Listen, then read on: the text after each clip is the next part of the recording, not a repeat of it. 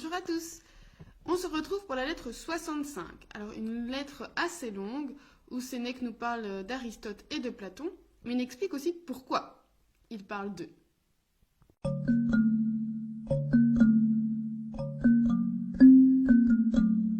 On sait que Sénèque est de santé fragile et je trouve que ce jour-là, donc le jour qu'il raconte ici, il était malade le matin. Et après, il a voulu un peu se changer les idées en lisant, puis en écrivant. Puis des amis sont arrivés et ils ont commencé à discuter. Un des points de leur discussion nécessite un arbitrage. Et donc il demande à Lucilius de faire l'arbitre sur ce point de litige. Ce point de litige, c'était la cause. Il dit que, donc il va exposer 3 points, donc 3 écoles différentes qui expliquent ou qui recherchent ce qu'est la cause. Pour les stoïciens, il y a 2 principes qui font naître tout ce qui existe. C'est la cause, donc la raison, ce qui façonne et va utiliser la matière, et la matière. Donc la raison, qui est la cause, et la matière. Par exemple, il donne l'exemple d'une statue. La matière, c'est le bronze. La cause, c'est celui qui sculpte le bronze. Donc, pour les stoïciens, la cause de tout ce qui est, il n'y a qu'une cause. C'est ce qui crée, quod facit, ce qui fait. Chez Aristote, on va définir la cause de 3 manières. La matière, qui est le bronze, l'ouvrier, qui est donc l'artisan, la forme, eidos. La forme, c'est, on l'avait déjà vu, hein, eidos et idea. Idea, ce sera chez Platon, mais eidos, donc c'est la forme, c'est-à-dire, si on prend l'exemple d'une sculpture, est-ce que c'est par exemple un doryphore ou un diadumène? On va le voir par rapport à ce qu'il porte sur lui. Donc c'est un exemple de ou un discobole, quelqu'un qui lance un disque, on sait que c'est un discobole parce qu'il porte un disque. Et Sénèque ajoute qu'il y a une 4e chose qu'on retrouve chez Aristote, c'est la fin, le dessin, l'intention. Pourquoi est-ce que, par exemple, un sculpteur va faire la statue? Est-ce que c'est pour l'argent, la gloire ou la piété pour rendre honneur à tel ou tel dieu? Aristote dit que s'il n'y avait pas cette cause-là, donc l'intention, eh bien, la chose n'aurait pas été créée. Ensuite, chez Platon, Platon donne une 5e cause. Alors, chez Aristote, il dit qu'il y en a 3, mais en fait, il en cite 4, Sénèque. Et chez Platon, donc, on en retrouve 5. La 5e, ce sont les mêmes qu'Aristote, mais la 5e, il a ajouté idea, donc l'idée. On se rappelle, on l'a déjà vu dans une lettre précédente, que l'idée, c'est ce qu'on a en tête, ou le modèle sur lequel on a les yeux, pour donner la forme au modèle que nous, on veut faire. Et ce modèle, donc, il dit, peu importe qu'il soit à l'extérieur, donc par exemple, j'ai quelque chose devant moi que je copie sur autre chose, ou une idée que j'ai en tête. Je veux, je sais pas moi, sculpter une fourmi, ben j'ai dans ma tête l'image d'une fourmi, je vais la reproduire. Donc il nous dit que chez Platon, en soi, alors ici c'est vraiment jouer sur les mots au niveau du latin, on a id ex quo, donc ce en quoi, donc la matière, id a quo, ce par qui, donc l'artisan, id in quo, ce où, vers quoi, c'est la forme, id ad quod, donc vers quoi, c'est le modèle, et id propter quod, c'est à cause de quoi, c'est-à-dire le but. Pourquoi est-ce qu'on fait cette chose? Donc, tout ça, ces 5 causes ensemble, vont faire id quod ex is est, c'est-à-dire ce qui résulte de tout cela. Dans l'exemple du sculpteur, c'est la statue. Alors, Sénèque dit que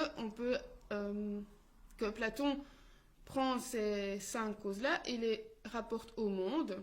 Et donc pour le monde, le créateur c'est le Dieu, la matière c'est ce qui est, la forme c'est ce qu'on voit, le modèle, donc l'idéa, c'est ce que Dieu a en tête, et l'intention de Dieu ou du Dieu, c'est la bonté, parce qu'il est bon en lui-même et tout ce qu'il fait, c'est pour que ce soit le mieux fait possible, donc c'est par bonté. Et Sénèque demande à Lucilius, pour toi, quelle est l'hypothèse la plus probable?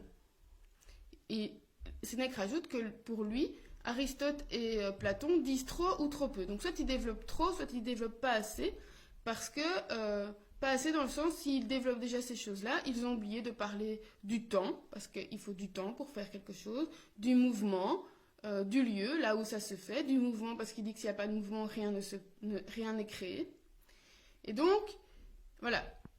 Pour toi, Lucilius, qu'est-ce qu'il en est?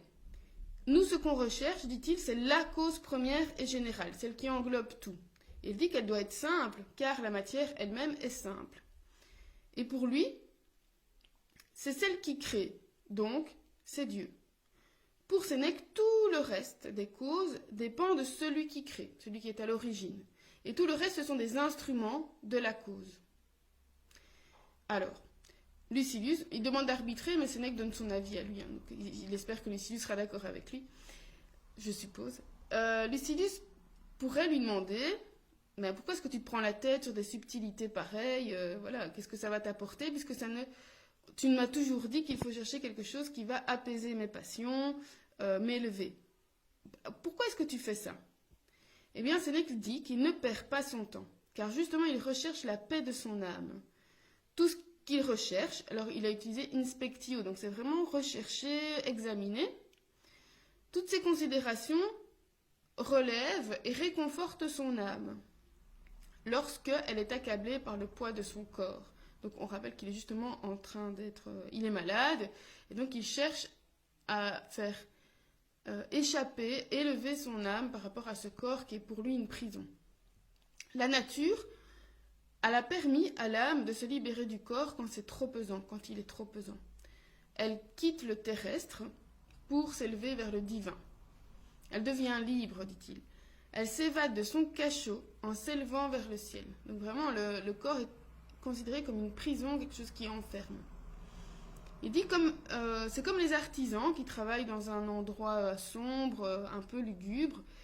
Eh bien, lorsqu'ils ont fini leur travail, ils vont aller se reposer les yeux au grand air, avec la lumière.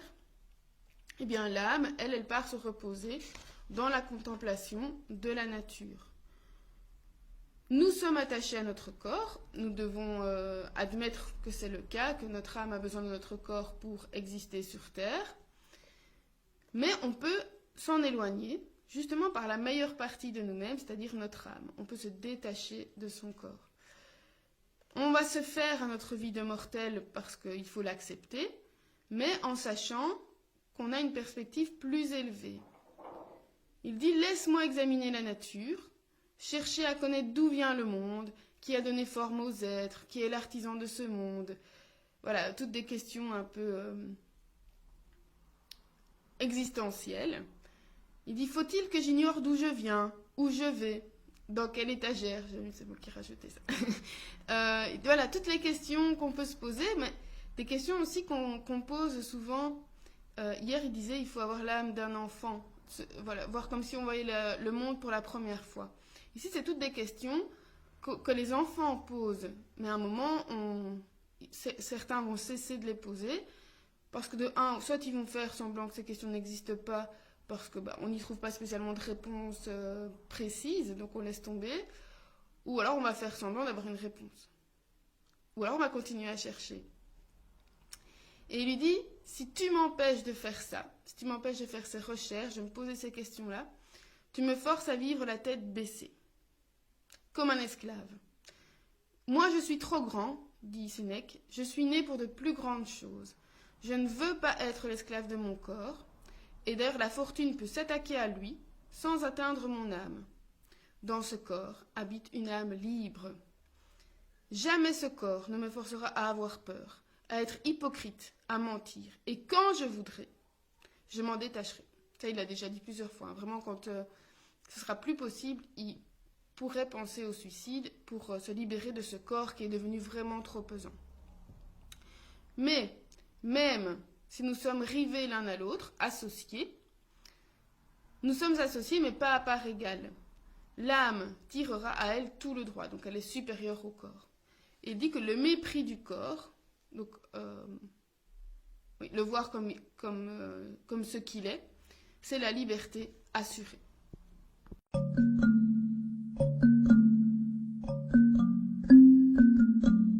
Donc Donc Sénèque dit que ce qui peut aussi favoriser notre liberté, donc ce qui peut nous aider à sortir de ce corps, c'est l'étude, la recherche, inspectio.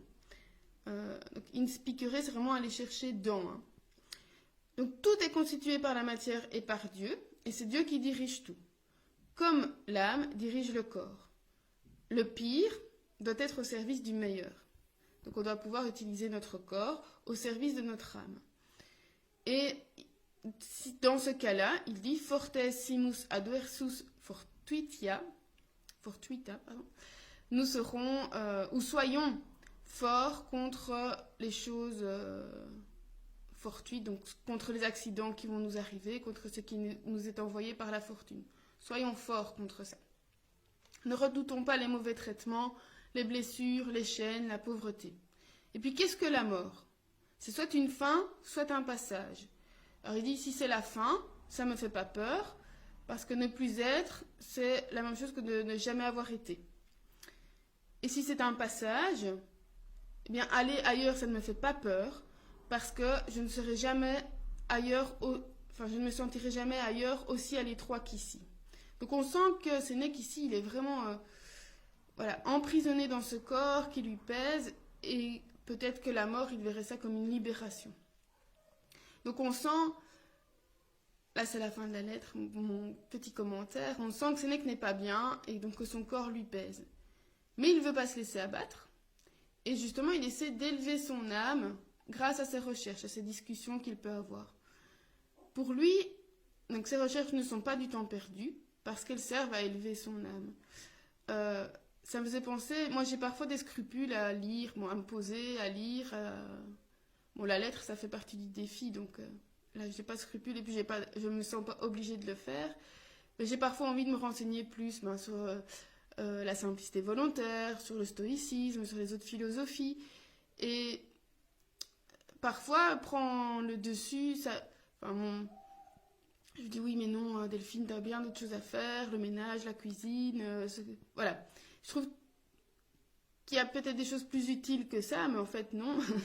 Je sais que ça fait partie de mes besoins.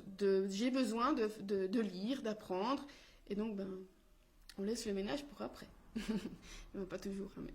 Donc je sais que ça fait partie de mes besoins, et je suis contente quand Sénèque dit ça nous permet de nous libérer.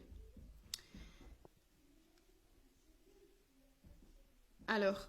Je bug un peu parce que j'ai entendu bruit derrière. Et le problème que j'ai aussi parfois, c'est que je vais aller faire des recherches. Donc j'ai lu quelque chose sur Internet, puis de page en page, vous savez ce que c'est, hein, c'est assez chronophage.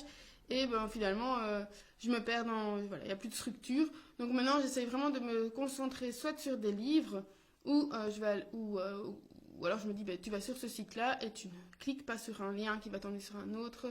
Voilà, il faut rester un peu... structuré parce que sinon je perds du temps. Alors, un autre sujet que je voulais aborder, donc pour lequel j'ai pas de réponse, qui est assez c'est très intéressant, c'est la douleur. Donc ici, c'est la douleur, la souffrance pèse sur le corps et fait voir la vie autrement. Alors, évidemment, on s'en rend pas compte quand on ne ressent pas ces douleurs. Souvent, on s'en rend compte quand on est libéré, on dit « Ah, là, j'ai pas mal. » Moi, j'ai eu des moments dans ma vie où j'ai beaucoup souffert. Donc, j'avais des douleurs chroniques jusqu'à mes 30 ans. Puis on a découvert ce que j'avais. Donc, j'ai découvert à mes 30 ans le fait de ne pas avoir mal. Et voilà, ça faisait partie de ma vie. Mais il y avait des moments où c'était plus dur qu'à d'autres moments. Et dans ces moments-là où on souffre beaucoup, moi, je pense beaucoup aux gens qui ont des douleurs chroniques ou des maladies qui les font beaucoup souffrir. C'est très difficile d'avoir son esprit libéré. Parce que tout est pris par cette douleur. Et donc on n'arrive plus à penser correctement. On arrive parfois à faire n'importe quoi pour pouvoir être libéré de cette douleur. Puis on va être peut-être parfois attiré par des charlatans qui vont nous promettre aussi. Et voilà. La douleur peut parfois nous faire n'importe quoi. Et parfois elle est tellement forte qu'elle altère l'esprit. Donc on n'a même plus... sa conscience, la conscience qu'on agit ou pas.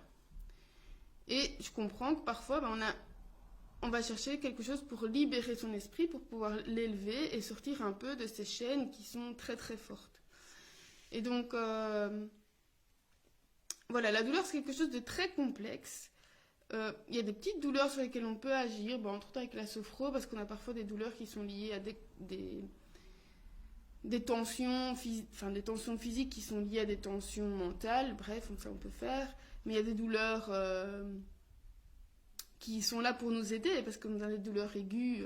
Je pense à la fille d'une amie qui vient de se faire opérer de l'appendicite. Ben voilà, c'est la douleur qui a prévenu qu'il y avait quelque chose de grave, donc, enfin de grave, il fallait faire quelque chose.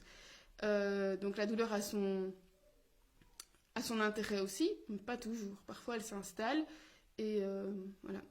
Donc on a aussi des douleurs qui sont dues à l'âge tout simplement, à l'usure.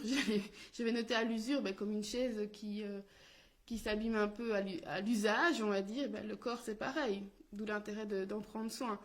On a des douleurs chroniques, on a des douleurs imaginaires, des douleurs psychologiques. Donc tout ça c'est hyper Enfin, moi, c'est quelque chose qui m'intéresse et que j'aimerais bien creuser un peu parce que je pense que ça peut vraiment être utile, en tout cas dans mon boulot de sophrologue, entre autres. Voilà.